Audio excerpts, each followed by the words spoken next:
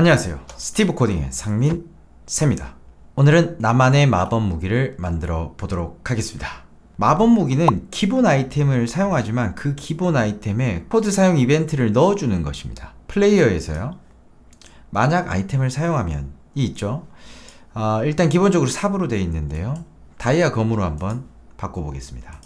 이 다이아 검을 사용하면 송곳니 효과가 플레이어 사방으로 발동되도록 만들어 보도록 하겠습니다. 반복에서요, 인덱스 반복 넣어주고요, 0부터 4까지로 기본적인 값을 그대로 활용하도록 하겠습니다. 몹에서요, 소환이 있습니다. 자, 그런데요, 동물만을 소환할 수 있는 게 아닙니다. 몹에서 마법 발사를 소환하는 것도 가능합니다. 기본값이 불붙은 TNT인데요, 송곳니 발동으로 바꿔주도록 하겠습니다. 자, 그 다음에 이제 좌표가 중요합니다. 기본적으로 상대 좌표로 되어 있고요, 플레이어 기준으로 해야 되기 때문에 이 상대 좌표를 그대로 이용하고요. 다만 나의 위치에 송곳니 효과가 나오면 안 되겠죠. 그래서 일단 X 좌표 쪽으로 생겨나도록 해볼게요. 계산해서요, 더하기 가져옵니다. 그리고 이 인덱스 변수를 여기에다가 드래그해서 넣어줍니다. 자, 인덱스의 처음 값은 0입니다. 그래서 000이 되면 안 되죠. 그래서 1을 더해서 첫 번째 인덱스가 0일 때는 더하기 1을 해서 100이 되도록 해줍니다. 즉 X 좌표 쪽으로 1만큼 떨어진 곳에 송곳니가 나오게 된다라는 것이죠. 얘를 그대로 복사해서 넣어주고요, 계산해서 곱하기를 가져옵니다.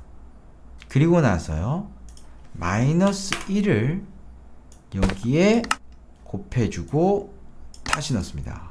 자, 이러면 어떻게 되냐면요, 인덱스 값이 0일 때 얘는 더하기 1을 해서 1이었죠. 근데 얘는 더하기 1을 한 데다가 곱하기 마이너스 1을 합니다.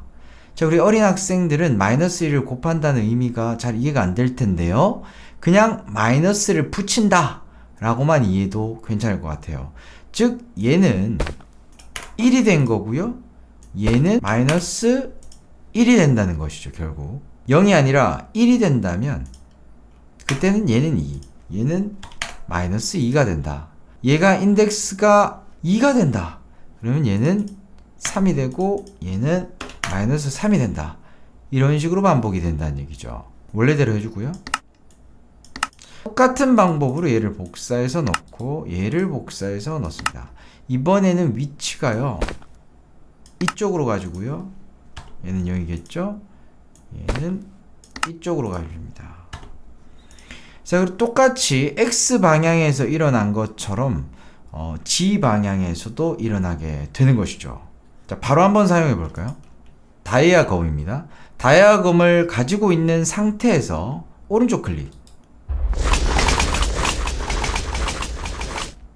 자, 생겨나죠? 오른쪽 클릭입니다.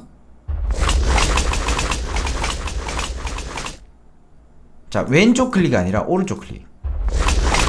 이렇게 반복이 되면서 X 방향과 G 방향으로 송곳니가 발동됩니다. 그 다음입니다. 이번에는요, 플레이어 역시 아이템 사용하면, 이번의 아이템은요, 다이아 곡괭이로 해주겠습니다. 이 마법 아이템은요, 주변에 있는 엔티티에게 번개를 날리는 아이템이 되겠습니다. 변수에서요, 대상을 만들어 줍시다. 번개를 맞는 대상이 되겠죠. 그리고 나서 저장. 그리고 몹에서요, 대상 셀렉터 이걸 가져와서 넣어줍니다. 플레이어가 아니라 모든 엔티티가 되겠고요, 대상의 위치는 절대 좌표가 아니라 플레이어 위치로 해줍니다. 반경은요, 10으로 좀 넓혀주죠. 10칸 이내에 있는 엔티티를 감지한다, 이렇게 되면 되겠고요. 그 다음 역시 몹에서 셀렉터에서요, 규칙 추가를 합시다. 셀렉터는 대상이고요, 이 대상 중에서 규칙을 추가합니다. 플레이어가 아니다 라는 의미의 문법이 되겠습니다.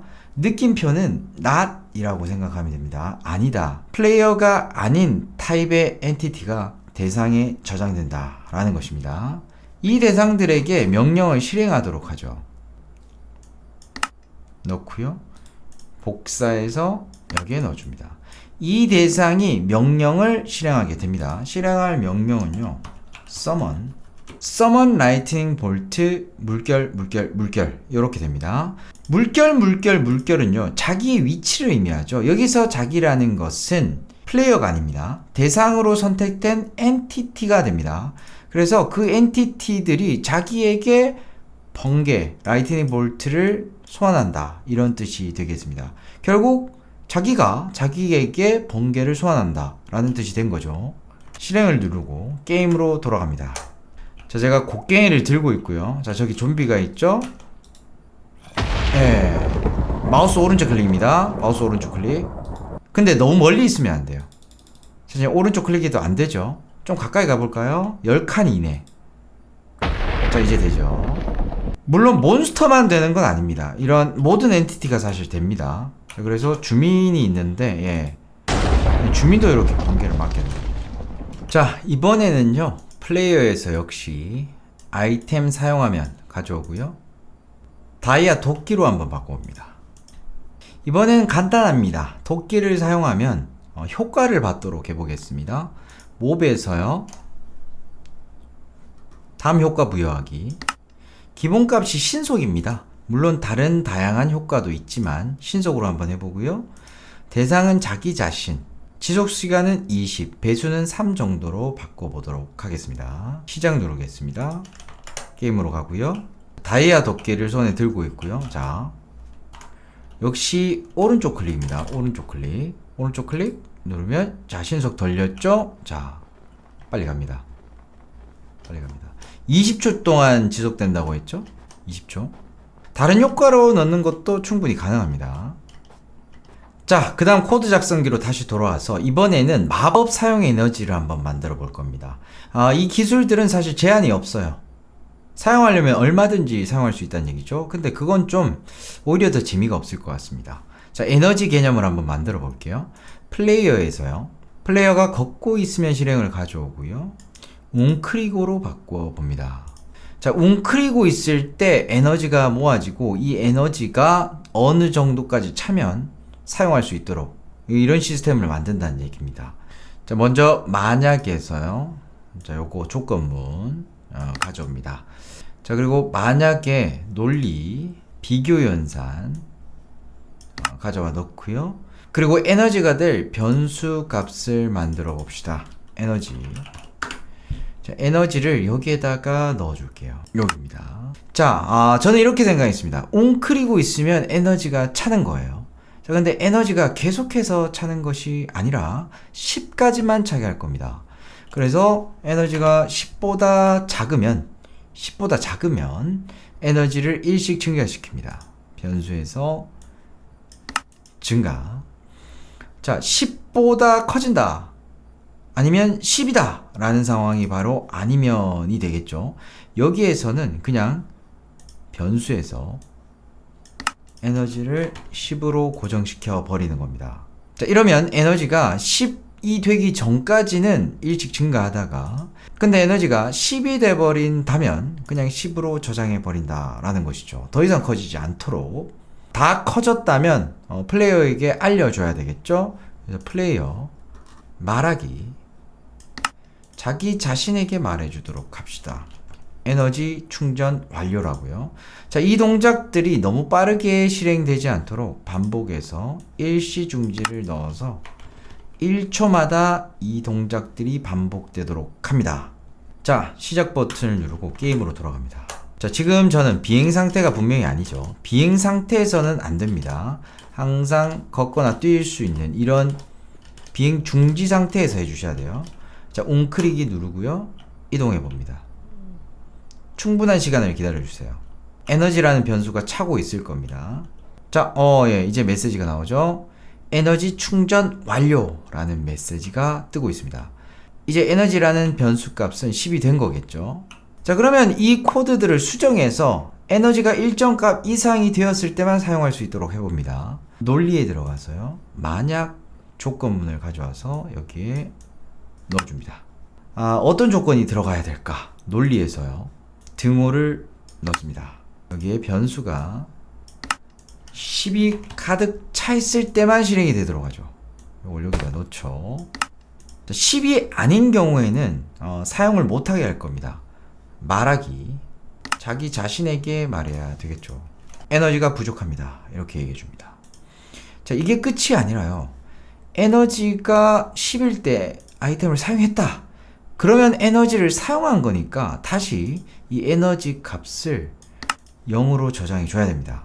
사용한 거니까 없어져야 되겠죠. 자, 여기까지 해서 완성이 된 겁니다. 자, 그 다음 이것도 수정해 봐야 되겠죠. 같은 방법으로 논리 위로 넣어주고요. 등호를 가져와서 넣고 변수 에너지를 넣어줍니다. 자, 이번에는요 5 이상일 때 실행이 되도록 해줍시다. 아까와는 조건이 약간 다르죠. 자, 이 에너지가 결정하는 것을 반경으로 해줍시다. 여기에 넣어줄게요. 자, 그러면 에너지가 5일 때도 이 기술을 사용할 수 있긴 있어요. 근데 반경이 5밖에 안 돼요. 멀리 있는 몹에게는 해당이 안 된다라는 얘기가 되겠죠. 자, 역시 에너지가 부족할 때는 에너지가 부족하다는 메시지를 전달해 주고요. 기술을 사용했다면 변수 값을 다시 0으로 바꿔줍니다. 자, 그 다음 도끼 마법 아이템인데요. 역시 논리에서요. 참일 때 조건을 정해줘야 되겠죠. 비교 연산. 역시 변수에서 에너지 가져오고요. 이번에도 5 이상일 때 써줄 수 있도록 합시다. 이 에너지가 결정하는 것은 지속시간으로 한번 해주고 싶은데요. 근데 이 에너지를 지속시간으로 바로 넣으면 너무 짧을 것 같아요. 그래서 계산해서 곱하기를 가져옵니다. 그리고 한 3배 정도. 만약 내가 에너지를 3만큼 모았다. 그럼 9초가 되겠죠. 10만큼 모았다. 그럼 30초 동안 유지되겠죠. 자, 역시 사용했다면 에너지는 0이 되고요. 에너지가 부족하다면 부족하다고 메시지를 보내줍니다. 자, 이렇게 하면 아이템이 수정이 되었고요. 특정 에너지 조건을 만족해야만 아이템을 사용할 수 있게 됩니다. 시작 버튼을 누르고 게임으로 돌아갑니다.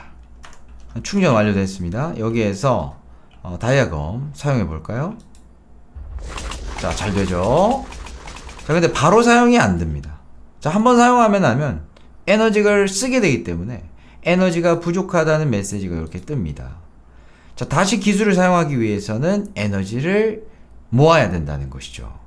자, 오늘은 마법 아이템을 한번 만들어 봤습니다. 오늘은 여기까지 하겠습니다. 스티브 코딩의 상민쌤이었습니다. 다음 시간에 봐요. 안녕.